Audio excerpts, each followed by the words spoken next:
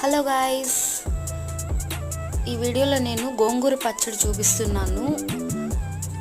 గోంగూర చాలా పుల్లగా టేస్టీగా ఎంత బాగుంది, సూపర్గా ఉంది. నిజంగా అస్సలు వాటర్ వేయకుండా చేసాము. చాలా ఎమ్మీగా ఉంది. వేడి వేడి అన్నంలో అలా గోంగూర కలుపుకొని తింటుంటే దాని ముందు ఏ కూర సాటి రాదు. అబ్బా, ఈ లైఫ్కి ఇది చాలు అనిపిస్తుంది. అంత టేస్టీగా ఉంది. మామూలుగా నాకు అసలు గోంగూర అనేది పెద్దగా నచ్చదు.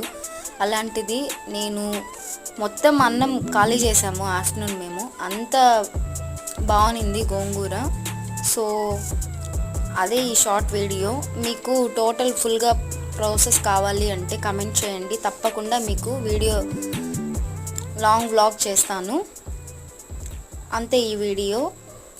Thanks for watching. Take care. Bye bye.